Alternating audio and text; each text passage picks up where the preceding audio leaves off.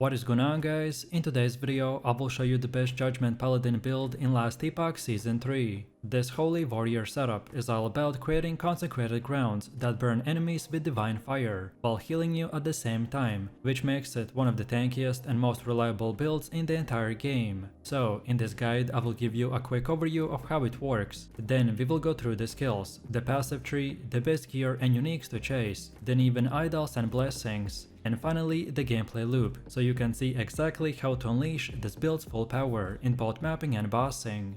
Also, if you're interested in buying other PC or console games with 50 or 70% discount, then check out Instant Gaming. For example, I want to buy Elden Ring, so we just click on Add to Cart, then click Pay, then input our details and pay. After payment is complete, we will receive activation key, then copy and paste the key in, and it's that simple. So what are you waiting for? Click my link in the description and check out Instant Gaming for yourself.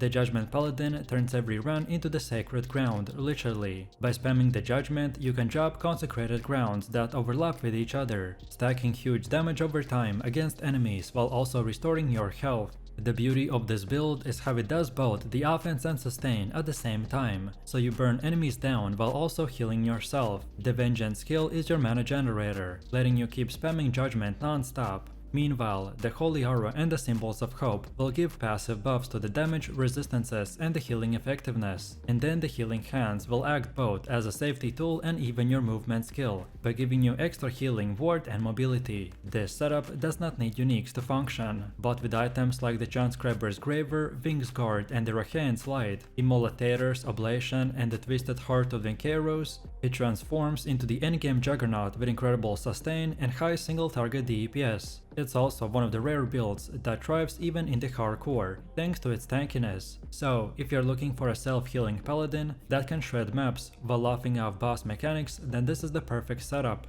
Let's talk about skills. Judgement is the core of the build. It creates consecrated ground that deals heavy fire damage over to the enemies, and heals you at the same time. By taking the Urgent Inquisition, you remove the cooldown completely, which means that you spam it endlessly as long as you have mana. Nodes like the Purifying Flame and the Flaming Soul will crank up the damage, and Lingering Force is huge because it makes it the consecrated ground last longer, which all in all stacks on top of each other for insane amount of DPS and healing. Then the Vengeance skill is your sustain engine, with the Time and Fate passive and the mana gain on a hit affix on your body armor. Every swing replenishes your mana, so you can keep the Judgement rolling. The Bolster node adds tankiness, while the Dark Duelist will give you extra offensive scaling. Next up, the Holy Aura is always active, by providing resistances, healing effectiveness, and a big fire damage buff through the Rahane's Fury and the Firestorm. It also cleanses elements thanks to the Purification, making it one of the best utility skills in the game. Then Symbols of Hope is another passive powerhouse. With the Tetragram and the Polygram, you can summon multiple symbols, by giving you damage boost, resistances, and even healing. They're basically permanent buffs once triggered, so you can just keep them on your bar and let them do their thing. And finally, Healing Hands ties everything together. Through the Cleric's Hammer, it procs automatically when you use the Judgement or the Vengeance, and with the Rahane's Chariot it doubles as a movement skill. On top of that, the Synthesis of the Light will give you ward,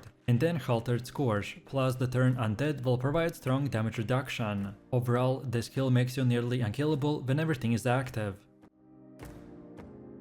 Next up we got passives, and we want to spread them across 4 trees. In the Sentinel, we spend 30 points for the core defensive stats, like the health, armor and resistances. This forms a solid base that every paladin needs. Then from there, the main focus is the paladin tree, with over 70 points invested. This is where the build really comes alive. We grab every Judgement and the healing synergy node available, including the Divine Essence for consistent buffs, then fire damage, healing effectiveness and survivability, which all scale massively here. We also invest a handful of points into the Void Knight and the Forge Guard, about 5 in the Void Knight for the damage amplification, and 8 in the Forge Guard for defensive layers like endurance and resistances. Together, these investments will give us enough extra utility and survivability to make the build more comfortable. If you're short on resistances, nodes like the Abyssal Endurance or the Holy Icon can be picked up to shore up things. Overall, this passive tree makes you both do really high DPS and super tanky. Next for gear, the most important piece is body armor with the affixes, mana gain when used on Vengeance and hit at least one enemy. Without this, you will struggle to sustain the Judgment spam. After that, you want to stack fire spell damage, healing effectiveness, and the crit avoidance and resistances. The Transcriber's Graver is a top tier weapon by giving you flat spell damage and elemental penetration, and when combined with the tier 7 melee attack speed, it skyrockets your DPS. Then the Wing Guards are incredible for their attack speed and the haze buffs. Then we got a bunch of good shield options. One of them is the Haze Light, which is an excellent shield for survivability and the fire synergy, while Immolator's Ablation will offer a strong mix of damage and sustain. The Twisted Heart of the Inqueros is a huge late game pickup by providing multiple valuable stats and plus 5 levels to the Judgment when crafted correctly. For accessories, items like the Sun Wrath and the Flames of the Midnight will add a huge fire damage bonus, while Blossom of Immortal Stone gives you a huge amount of tankiness by converting multiple damage types into physical. Then Army of the Skin is a solid option for movement and attack speed. But if you want more defense, then Advent of the Race provides great damage over time reduction. So in short, the gear is simple: stack fire damage, mana sustain, the Judgment levels, and defenses. And then finally add uniques like the Graver, Wings Guard, and the Twisted Heart to push the build into the god tier form. Next up we got Idols, and you want to prioritize increased fire damage, healing effectiveness, and resistances. Idols that boost the effect of an area or the consecrated ground are excellent, since overlapping fields are your main source of both DPS and sustain. Then added ward generation and crit avoidance idols are great also for rounding out the defenses. Next up we got Blessings, which take this build from strong to unstoppable. The Grand Hunger of the Void is great for sustain through the Leech, while Grand Rhythm of the Tide gives you a big offensive scaling. Then Grand Resolve of Humanity shores up your resistances across the board, making you tanky against all types of incoming damage. Then for defenses, Grand Bones of Eternity will provide armor and block, while Grand Body of Obsidian adds endurance for even more survivability. Together, these blessings will perfectly complement the build's theme, so combining heavy fire DPS with a lot of tankiness. And now finally, when it comes to gameplay, it's very straightforward. You spam the Judgment consistently to create overlapping consecrated grounds that burn enemies and heal you at the same time. Vengeance keeps your mana topped up while also giving you the extra tankiness, and then Healing Hands will auto-proc for the ward and the movement whenever you need it. Keep the Holy Aura active at all times for the buffs and the cleanses, and let Symbols of Hope provide their passive boosts in the background. Then for bosses, the loop does not really change. You just need to stay on top of your consecrated ground